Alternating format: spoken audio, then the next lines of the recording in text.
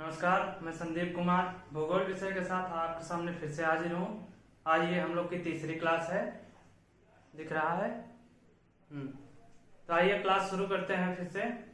आज की क्लास कल की क्लास मैंने पढ़ाया था, उसमें तटीय राज्य के बारे में मैंने बताया था। लास्ट में मैंने तटीय राज्य के बारे में बताया था। तो उस तटीय राज्य को जो मैं समझा रहा था उसमें थोड़ा सा मार्कर की वजह से हल्का समझ में आ रहा था, आया था उसमें नजर आ रहा था लेकिन हल्का था। उसी को मैं 2 मिनट में यहाँ पे फिर से समझा देता हूँ। यहाँ पे मैं उसमें बात कर रहा था कि भारत के तटीय राज्य कौन कौन से हैं। भारत के तटीय राज्य 9 होते हैं। भारत के तटीय राज्य 9 हैं।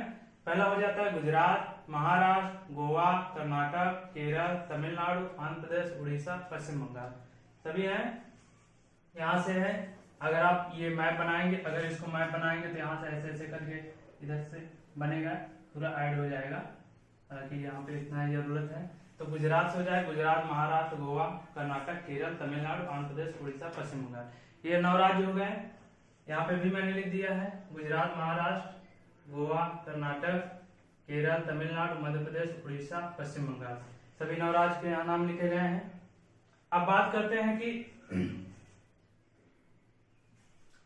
इसमें से क्वेश्चन कैसे बनते हैं। इसमें से क्वेश्चन जो आते हैं वो ऐसे आते हैं कि भारत के सबसे लंबी तट रेखा वाला राज्य कौन सा है। भारत की सबसे लंबी तट रेखा वाला राज्य कौन सा है। तो इसमें देखते हैं भारत की जो सबसे लंबी तट रेखा वाला राज्य है यहाँ पे गुजरात। जब पूछा जाएगा कि भारत की सबसे लंबी तट रेखा वाला राज्य तो क्या हो जाएगा, गुजरात। मैंने यहाँ स्टार करके लिख दिया है। भारत में सबसे लंबी तट रेखा वाला राज्य है। यहाँ पे क्वेश्चन भी बना दिए हैं। जैसे ऑप्शन दे दिया गया गोवा, गुजरात, महाराष्ट्र, केरल, तो आपका जो है इसमें आंसर हो जाएगा गुजरात। आंसर क्या हो जाएगा, गुजरात। भारत में सबसे लंबी तट रेखा वाला राज्य गुजरात हो जाएगा। अब पूछा जाता है कि भारत में सबसे छोटी तट रेखा वाला राज्य, छोटी मतलब बोल सकते हैं कम लंबी, ठीक है, सबसे छोटी रेखा वाला राज्य, तो इसमें भी ऑप्शन रहेंगे केरल, गोवा, गुजरात, महाराष्ट्र। तो इसमें ऑप्शन आपका हो जाएगा गोवा। यानी कह सकते हैं कि गोवा जो है वह इसकी तट बहुत कम है, यानी कि ज्यादा लंबी नहीं। इसकी जो है यहाँ पे किनारे पे जो एरिया है वो अन्य की अपेक्षा कम है, ठीक है। तो ये हो जाएगा। और आप यहाँ से देख रहे होंगे कि ये ईस्ट है, ये वेस्ट है, यानी कि ये पूरब हो गया, ये पश्चिम हो गया। क्वेश्चन जब इस तरीके से पूछा जाएगा तो आपका आंसर ये होगा। जब इसमें कोई भी मेंशन ना की जाएगी, ईस्ट वेस्ट कोई भी चीजें मेंशन नहीं की जाएंगी, तब आपका सबसे लंबी जो है गुजरात हो जाएगी, सबसे कम क्या हो जाएगी, गोवा हो जाएगी। लेकिन अगर अभी तक तो आया नहीं है, लेकिन अगर क्वेश्चन पूछा जाता है कि पूर्वी रेखा पर सबसे लंबी तट रेखा वाला राज्य कौन सा है, पूर्वी रेखा पर सबसे लंबी तट रेखा वाला राज्य कौन सा है, तो आपका हो जाता है आंध्र प्रदेश। ये पूर्वी रेखा पे सबसे लंबी तट रेखा वाला राज्य कौन सा है, आंध्र प्रदेश। और पूर्वी रेखा पे सबसे कम लंबी तट रेखा वाला राज्य कौन सा हो जाएगा, पश्चिम बंगाल। क्या हो जाएगा, पश्चिम बंगाल। हालांकि ये क्वेश्चन पूछते नहीं है, डायरेक्ट क्वेश्चन पूछा जाता है कि भारत की सबसे लंबी तट रेखा वाला राज्य कौन सा है। भारत की सबसे लंबी तट रेखा वाला राज्य गुजरात हो गया, सबसे कम गोवा हो जाएगा। ये क्वेश्चन से ज्यादा बनते हैं। आप देख लीजिए, इसमें काफी अच्छा समझ में आ रहे हैं, आप इसको नोट कर लीजिए, फिर आगे बढ़ते हैं।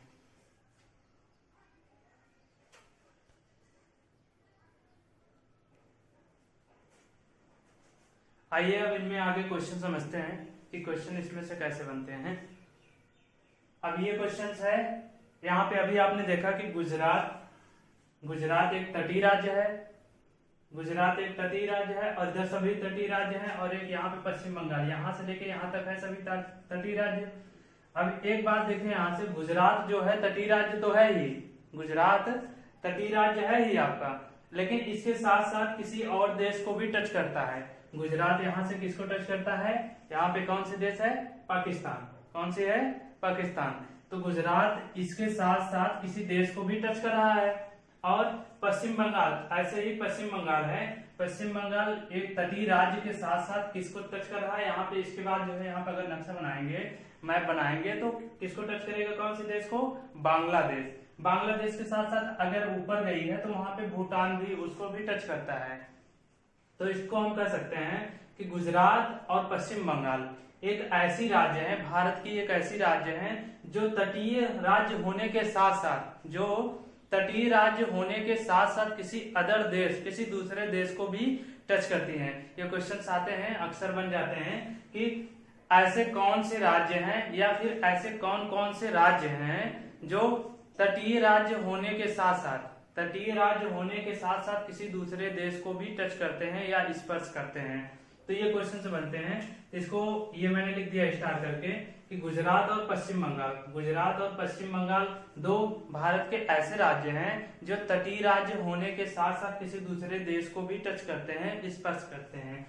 ये क्वेश्चन आते हैं, तटीय राज्य के साथ साथ अदर देश को भी स्पर्श करते हैं। इसको नोट डाउन कर लीजिएगा। फिर आते हैं कि भारत के ऐसे कितने राज्य हैं जो ना तो तटीय हैं और ना ही जो है किसी दूसरे देश को टच करते हैं। मतलब कि चारों तरफ से सिर्फ राज्य से घिरे हुए हैं, चारों तरफ सिर्फ भारत के राज्य से घिरे हुए हैं। तो सबसे पहली क्लास में मैंने ये बताया था आपको कि स्थल आबद्ध क्या होता है, लैंड लॉक्ड क्या होता है। स्थल आबद्ध बताया था, उसके बाद प्रायद्वीप बताया था, आइलैंड बताया था।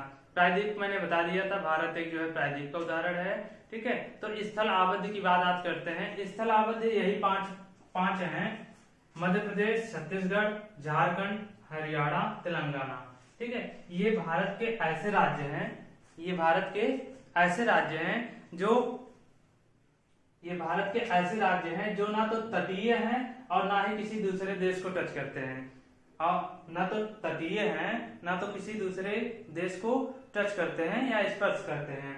ये चारों तरफ भारत के राज्यों से घिरे हुए हैं, चारों तरफ भारत के राज्यों से घिरे हुए हैं। इसीलिए इसको जो है स्थल आबद्ध बोला जाता है, लैंड लॉक्ड बोला जाता है, लैंड लॉक्ड बोला जाता है, स्थल आबद्ध बोला जाता है। यानी कि ये क्वेश्चन इस तरीके से बनते हैं जब एग्जाम में आते हैं क्वेश्चन कि इनमें से कौन सा राज्य है या इनमें से कौन सा ऐसा राज्य है जो स्थल आबद्ध राज्य है, या फिर इसको क्वेश्चन थोड़ा सा घुमा दिया जाता है कि इनमें से कौन सा राज्य है जो ना तो जो है तटीय है ना ही किसी दूसरे देश को स्पर्श करती है। तो आपको इनमें से कोई भी एक ऑप्शन दे दिया जाएगा, बाकी इधर से भी कोई ऑप्शन दे दिया जाएगा, या फिर इसी क्वेश्चन को पलट दिया जाता है। इनमें से कौन सी एक राज्य है, इनमें से कौन सी एक राज्य है जो ना तो तटीय है और ना ही किसी दूसरे देश को स्पर्श करती है। तो इनमें से कोई भी ऑप्शन दे दिया जाएगा, आपको जो है उसको वही सही रहेगा, ठीक है। तो आप यहाँ पे इसको नोट डाउन कर लीजिए यहाँ तक। फिर इसके बाद आते हैं, एक चीज आप लोग जानते ही होंगे कि पहले भारत में कितने राज्य थे, पहले भारत में कितने राज्य थे, 29। पहले भारत में कितने राज्य थे, 29। और केंद्र शासित राज्य की बात करें तो कितने थे, 7। कितने थे, 7। अब भारत में कितने राज्य हैं, भारत में कितने राज्य हैं, 28। इस समय प्रेजेंट टाइम में भारत में कितने राज्य हैं, 28। और केंद्र शासित की बात किया जाए, केंद्र शासित बढ़कर 9 हो गए हैं। कितने हो गए हैं, 9। तो इसी टॉपिक पे अगली क्वेश्चन होगी, इसको आप नोट डाउन कर लीजिए, फिर रिवाइज करते हैं, फिर इस पे हम बात करते हैं। इसको सभी लोग लिख लीजिएगा।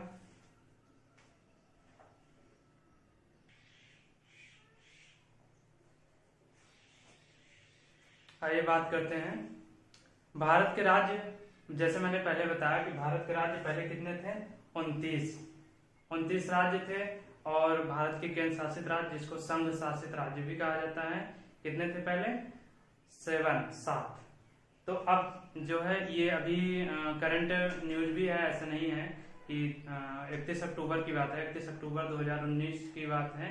तो इससे भी क्वेश्चन बन सकते हैं कि कब हमारा केंद्र शासित राज्य जो है, मतलब किस तारीख को या किस मंथ में जो है ये हुआ था कि 7 से 9 हो गए, ठीक है। ये कब विभाजन, मतलब किस तरीके से इसको जो है पार्टिसिपेट किया गया, कब अलग किया गया इसको, तो भारत में पहले जो है 29 राज्य थे, जो 29वां राज्य कौन सा था, जम्मू कश्मीर। 29वां राज्य आपका जम्मू कश्मीर। लेकिन 31 अक्टूबर 2019 की डेट को, 31 अक्टूबर 2019 को जम्मू कश्मीर को जो है अलग कर दिया गया। तो जम्मू कश्मीर और लद्दाख दो जो है केंद्र शासित राज्य बना दिए गए। ये नए केंद्र शासित राज्य हो गए, इसलिए 7 से 9 हो गए केंद्र शासित राज्य। और आपके इसमें से जब एक घट गए, भारत के राज्य से जब एक जम्मू कश्मीर हट गया तो वो 28 हो गए, पहले 29 थे। ठीक है, ये हो गए इससे संबंधित। अब देखते हैं भारत के जो केंद्र शासित राज्य कौन कौन से हैं। अंडमान निकोबार, लक्षद्वीप, दादर और नगर हवेली, दमन और दीप, दिल्ली, चंडीगढ़, पुडुचेरी, जम्मू कश्मीर, लद्दाख। ये दोनों नए हैं। ये कब हुए थे, ये दोनों हुए थे 31 अक्टूबर 2019 को, 31 अक्टूबर 2019 को। अब क्वेश्चंस जो करंट में ये भी बन सकते हैं कि भारत के कुल कितने राज्य हैं। प्रेजेंट टाइम की क्वेश्चंस पूछे जा सकते हैं, भारत के कुल कितने राज्य हैं। जो पहले पढ़े होंगे, जो पहले की नोट्स होंगे, हम बात कर रहे थे कि अब जो प्रेजेंट टाइम के क्वेश्चंस जो बन सकते हैं कि भारत के कुल कितने राज्य हैं। जो पहले किसी ने पढ़ा होगा, किसी पुराने बुक्स में पढ़े होंगे या फिर वैसे जानते होंगे, तो वो 29 लगा देंगे। तो प्रेजेंट टाइम में 28 हैं। और भारत के कुल कितने केंद्र शासित राज्य हैं, 9 हैं। ठीक है, ये हुए इससे क्वेश्चंस। अभी इसी क्वेश्चन से बनते हैं, इससे जो है और भी क्वेश्चंस बनते हैं। अब इसको आप लिख लीजिए या स्क्रीनशॉट ले लीजिए, फिर इसको इरेज करके हम करते हैं। फिर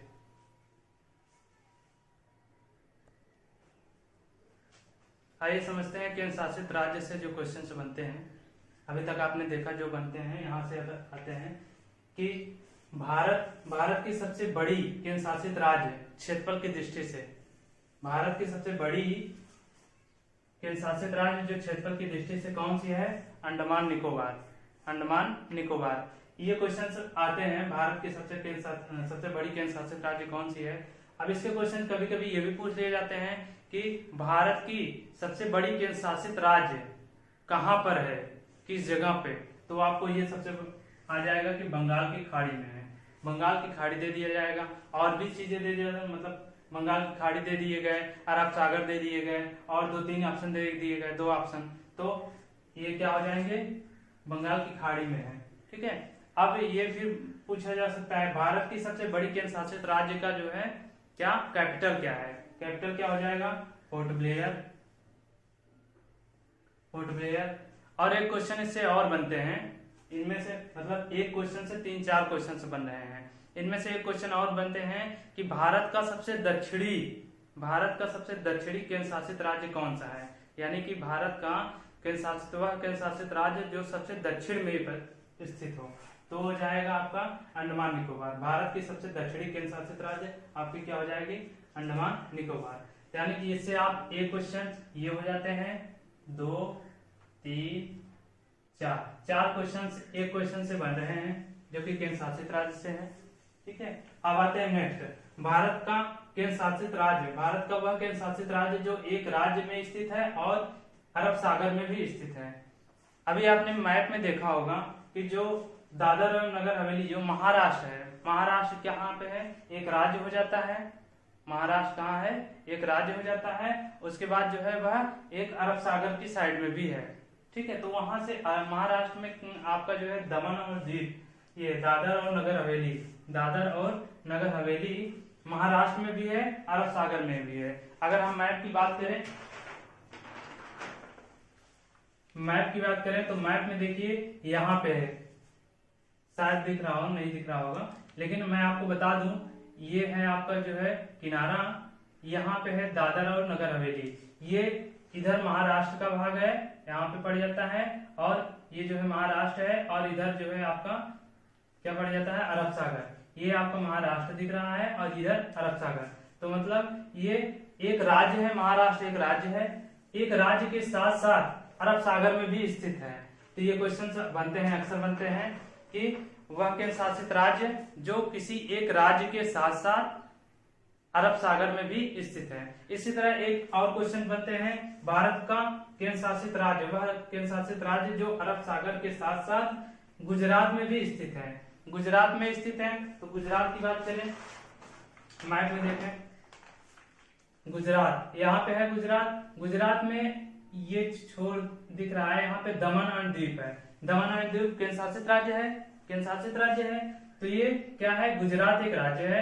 राज्य के साथ साथ कहाँ पे है आपके, इधर अरब सागर में भी है। तो ये भी क्वेश्चन बनते हैं कि भारत का केंद्र शासित राज्य जो अरब सागर के साथ साथ गुजरात में स्थित है, तो ये हो जाएगा दमन एंड दीव।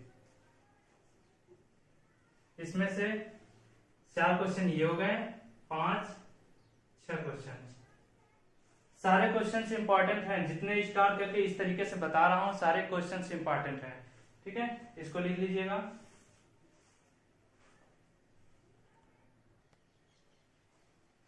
केंद्र शासित राज्य से 2-3 क्वेश्चन और बनते हैं। जैसे भारत का केंद्र शासित राज्य जो भारत के सबसे उत्तर में स्थित है, तो हो जाएगा चंडीगढ़।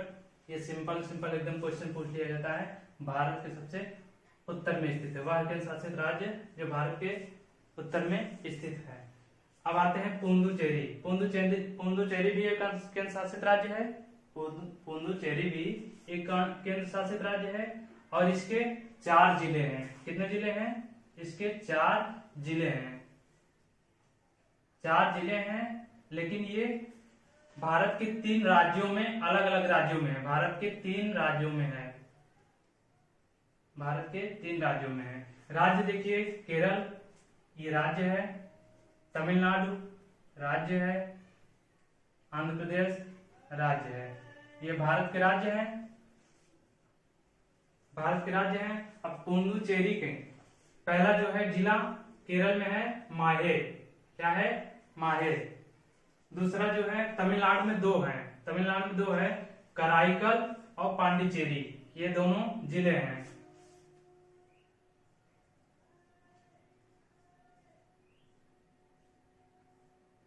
और एक आंध्र प्रदेश में है यनम।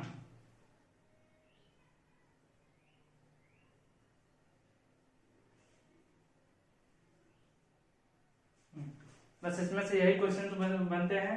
पुडुचेरी के 4 जिले हैं और भारत के 3 अलग अलग राज्यों में है। पहले केरल में कौन सा है, केरल में आपका हो जाएगा माहे, फिर तमिलनाडु में कराईकल, पांडिचेरी, आंध्र प्रदेश में यनम। केंद्र शासित राज्य से सारे क्वेश्चंस हो गए, मैक्सिमम जितने क्वेश्चंस बनते थे वो हो गए। आप ये करंट की क्वेश्चन उसको ध्यान रखिएगा कि लद्दाख और जम्मू कश्मीर जो केंद्र शासित राज्य है 31 अक्टूबर 2019 को हुए थे, वो ध्यान रखिएगा। वो करंट के भी क्वेश्चंस बन सकते हैं।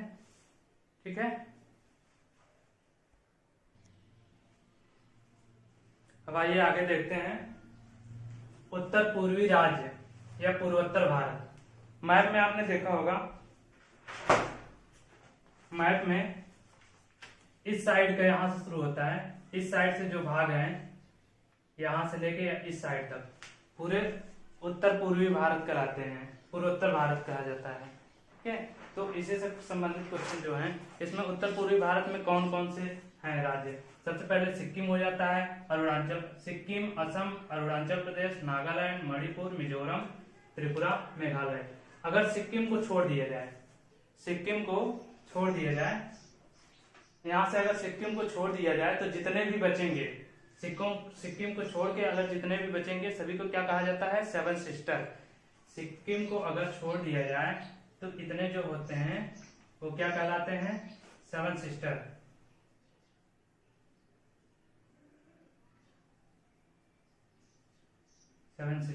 और सिक्किम को लेके पूर्वोत्तर भारत हो जाता है, पूर्वोत्तर भारत। अब इसमें से जो क्वेश्चन पूछे जाते हैं, इसमें से जो क्वेश्चन पूछे जाते हैं वो यह है कि क्षेत्रफल की दृष्टि से, क्षेत्रफल की दृष्टि से पूर्वोत्तर भारत का कौन सा राज्य सबसे बड़ा है। क्षेत्रफल की दृष्टि से पूर्वोत्तर भारत का राज्य कौन सा सबसे बड़ा राज्य है।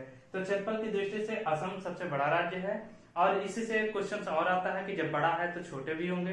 तो क्षेत्रफल की दृष्टि से सबसे छोटा राज्य पूर्वोत्तर भारत का कौन सा है, वो हो जाता है सिक्किम।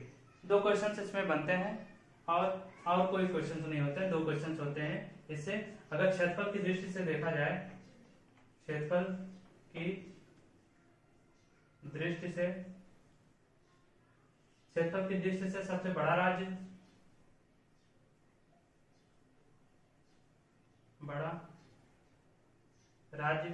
सबसे बड़ा राज्य आपका हो जाता है असम।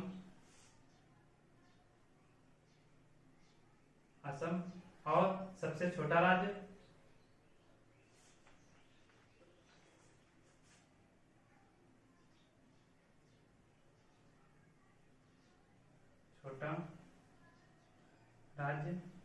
सबसे छोटा राज्य सिक्किम।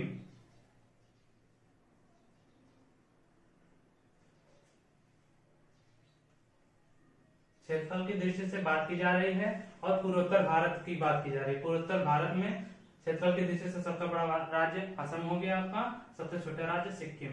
और अगर सिक्किम को छोड़ दिया जाए बाकी सात राज्य को मिला के 7 सिस्टर हो जाते हैं। इनमें से बस एक क्वेश्चन बनते हैं, इसको नोट कर लीजिए।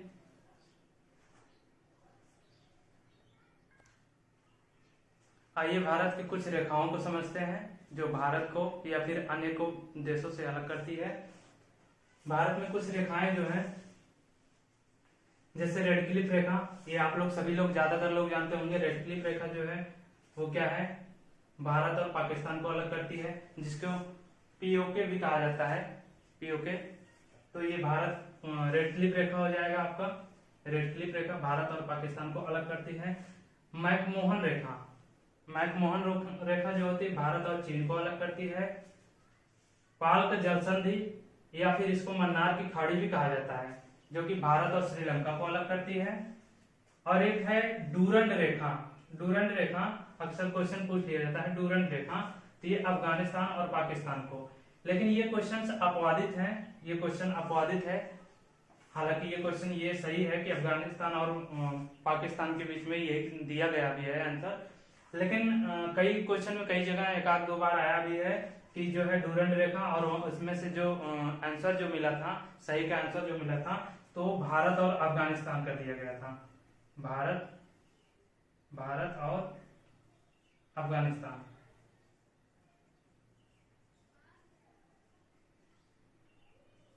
लेकिन आप श्योर रहिए, अगर क्वेश्चंस आते हैं तो अफगानिस्तान और पाकिस्तान को लगाइए। जो डूरंड रेखा की बात की जा रही है, अफगानिस्तान और पाकिस्तान, क्योंकि अपवादित है तो कोई ना कोई क्लेम करेगा जरूर, तो इसलिए ये क्वेश्चन अपवादित के अंतर्गत सभी को नंबर मिलेंगे।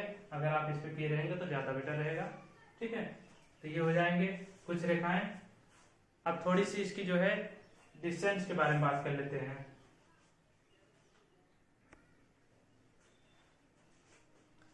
प्रत्येक देश की अपनी एक समुद्री सीमा होती है, जिसको जलीय सीमा भी बोला जाता है। तो ऐसे ही भारत की जो है, प्रत्येक देश की अपनी एक समुद्री सीमा होती है। जैसे भारत की क्या है, भारत की एक समुद्री सीमा जिसको जलीय सीमा कहा जाता है, वो चेन्नई से होती है। कहाँ पे है, चेन्नई। तो चेन्नई जिसको मापा जाता है 24 नॉटिकल मील। क्या बोला जाता है, 24 नॉटिकल मील से जो है इसको बोला जाता है। यहाँ पे क्वेश्चन बन सकते हैं कि भारत की जो समुद्री सीमा है वह कितनी है, तो ये हो जाएगा 24 नॉटिकल मील, 24 nm। ठीक है, ये क्वेश्चन बनते हैं। और इसको इकोनॉमिकल जोन भी कहा जाता है, विशिष्ट आर्थिक क्षेत्र। यानी भारत का जो व्यापार होता है, ज्यादातर व्यापार होता है इसी जगह से होता है, इसी क्षेत्र से होता है, इसी जगह से होता है। यानी कि ये चेन्नई है आपका, इसी क्षेत्र से, ये आपका चेन्नई के अंतर्गत आ जाता है। तो भारत का जो जलीय सीमा है वो यही है। ठीक है, ये जलीय सीमा है जो 24 नॉटिकल मील होता है। इसको इकोनॉमिकल जोन या विशिष्ट आर्थिक क्षेत्र भी कहा जाता है। ये इतना नोट कर लीजिएगा, ये क्वेश्चंस बनते हैं। ठीक है, स्क्रीनशॉट ले लीजिएगा या फिर नोट कर लीजिएगा। अब कल की जो टॉपिक होगी, भारत की जो है फिजिकल के बारे में बात करेंगे, भौतिक अवस्था के बारे में बात करेंगे भारत की। तो आज के लिए आज की क्लास यहीं पे रखते हैं, मिलते हैं नेक्स्ट वीडियो में। जय हिंद।